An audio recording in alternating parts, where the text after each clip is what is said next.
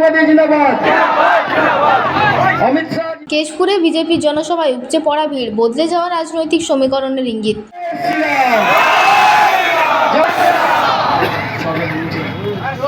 রাজ্যের পরিবর্তিত রাজনৈতিক পরিস্থিতির মধ্যেই কেশপুরে শক্তি প্রদর্শনে নামল ভারতীয় জনতা পার্টি। দলের ডাকা জনসভায় কার্যত জনজোয়ারে পরিণত হয় কেশপুর বাসস্ট্যান্ড চত্বরে। সভা শুরুর আগেই এলাকা ভরে ওঠে কর্মী সমর্থকদের ভিড়ে। দূর দূরান্ত থেকে পতাকা, ব্যানার ও স্লোগান নিয়ে উপস্থিত হন বহু মানুষ। ভিড় এতটাই বাড়ে যে অনেকেই রাস্তার ধারে দাঁড়িয়ে বক্তব্য শুনতে দেখা যায়। সংগঠকদের দাবি, এই বিপুল জনসমাগম কেশপুর দলের ক্রমবর্ধমান প্রভাবেরই প্রমাণ। এই জনসভায় প্রধান বক্তা হিসেবে উপস্থিত ছিলেন ঘাটাল সাংগঠনিক জেলা বিজেপির সহসভাপতি অজয় কৃষ্ণ প্রধান। তিনি বলেন, রাজনৈতিক পরিবর্তন গণতন্ত্রের স্বাভাবিক প্রক্রিয়া হলেও সম্প্রীতি ও সৌহার্দ্য বজায় রাখা অত্যন্ত জরুরি। কেশপুরের হিন্দু মুসলিম ঐক্যের ঐতিহ্য তুলে ধরে তিনি সকলকে বিভাজনের রাজনীতি এড়িয়ে উন্নয়নের পথে এগিয়ে যাওয়ার আহ্বান জানান।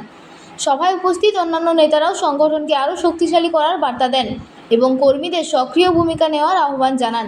পুরো কর্মসূচিতে শৃঙ্খলা ও নিরাপত্তা ব্যবস্থা ছিল নজরকাড়া। রাজনৈতিক বিশ্লেষকদের মতে কেশপুরের এই জনসমাগম আগামী দিনে রাজনৈতিক লড়াইয়ে গুরুত্বপূর্ণ প্রভাব ফেলতে পারে। বিশেষ করে গ্রামীণ এলাকায় সংগঠন বিস্তারের ক্ষেত্রে এটি একটি বড় বার্তা হিসেবে দেখা হচ্ছে। সামগ্রিকভাবে কেশপুরের এই জনসভা শুধুমাত্র একটি রাজনৈতিক কর্মসূচি নয়, বরং পরিবর্তিত প্রেক্ষাপটে শক্তি প্রদর্শনের একটি তাৎপর্যপূর্ণ মঞ্চ হয়ে উঠেছে।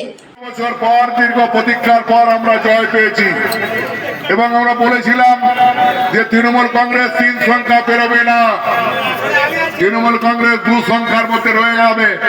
দেখুন, মিলিয়ে নেবেন আমাদের কথা, 2 সংখ্যার মধ্যে রয়ে গেছে, 3 সংখ্যা যায়নি। অরাজকতা দেখেছি আর পলিসির নৈরাজ্যতা। তারপরে আমরা চেয়েছিলাম, বর্তমান পশ্চিম বাংলায় কোনো উন্নয়ন নেই, বেকারত্বের কোনো মান নেই, শিক্ষিত সমাজের কোনো উন্নয়ন নেই, রাস্তায় রাস্তায় যে তারা মূল্য নেই। আপনারা জানেন 8,000 স্কুল বন্ধ হয়ে গেছে, 8,000 স্কুল। এখন বর্তমানে কোন শিক্ষার মান এতটাই অবনতি হয়েছে এই শাসক টিএমসি দুর্নীতিগ্রস্ত সরকারের আমলে। আপনারা জানেন, আমরা এই মঞ্চটা ছিল না, সমস্ত মানুষের বাকতন্ত্র সবাই ফিরে পাবে, সবাই ফিরে পাবে। তাই কয়েকটা কথা বলে আমি সবাইকে গৈরিক অভিনন্দন জানিয়ে আমি আমার ক্ষুদ্র বক্তব্য শেষ করি। জয় শ্রীরাম। সুন্দরভাবে চলো। এখানে যারা ছিল, আমি বলতে চাই যে আপনারা সুস্থভাবে আপনারা ভারতীয় জনতা পার্টি আসুন, আপনারা চালাবেন, আপনারা যেখানে যা কাজ করছেন আপনারা করবেন। কিন্তু যদি আপনারা বেগারবাড়ি করেন তাহলে কিন্তু আপনারা শান্তি থাকতে পারবেন না। আপনারা শান্তি থাকুন, ভালোভাবে আপনারা থাকুন, আপনারা এই উন্নয়নের সঙ্গে যুক্ত একবারে সম্পূর্ণরূপে শান্তি শৃঙ্খলা বজায়ের মাধ্যমে আমরা কেশপুর পরিচালনা করব। আমরা বিভিন্ন ভিডিওকে বার্তা দিয়েছি, থানায় ওসিকে বার্তা দিচ্ছি যে আপনারা নিরপেক্ষভাবে কাজ করুন এবং যে সমস্ত ফাইল আপনারা ছিল সে সমস্ত ফাইল আটকান। আমরা হিসাব নেব, হিসাব নেওয়ার পর তারপর আপনারা উন্নয়নের কাজ করবেন। বিভিন্ন অঞ্চলের কর্মীদের প্রতি আপনি কি বার্তা দেবেন? কর্মীদের প্রতি বার্তা দিলাম যে আগামী দিন আপনারা ভারতীয় জনতা পার্টির সঙ্গে সামিল হন এবং প্রত্যেকটি উন্নয়নের সঙ্গে আপনারা যুক্ত হন এবং উন্নয়নের অংশীদার হন। আর এই যে ভারতীয় জনতা পার্টির সুশৃঙ্খল দল, আপনারা সুশৃঙ্খল দলের কার্যকর্তা হন। কেশপুরে বিজয় মিছিল হবে না? আগামী দিনে হবে মন্ত্রিসভা গঠন হওয়ার পর। বিজেপি পশ্চিমবঙ্গে ক্ষমতা আসার পর কেশপুরের মতো জায়গায় আজকে প্রথম প্রোগ্রাম, কি বলবেন এই নিয়ে?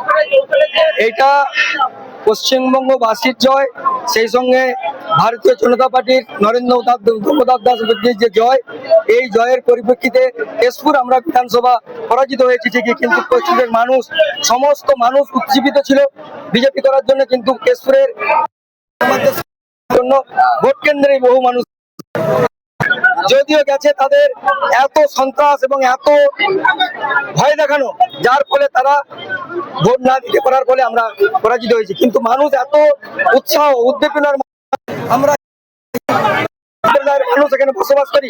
দুই সম্প্রদায়ের মানুষ, প্রচুর মানুষ, কয়েক হাজার মানুষ কেশপুর বাস স্ট্যান্ডে এসে উপস্থিত হয়েছে, তারা এই ভারতীয় জনতা পার্টির সঙ্গে সামিল হওয়ার জন্য।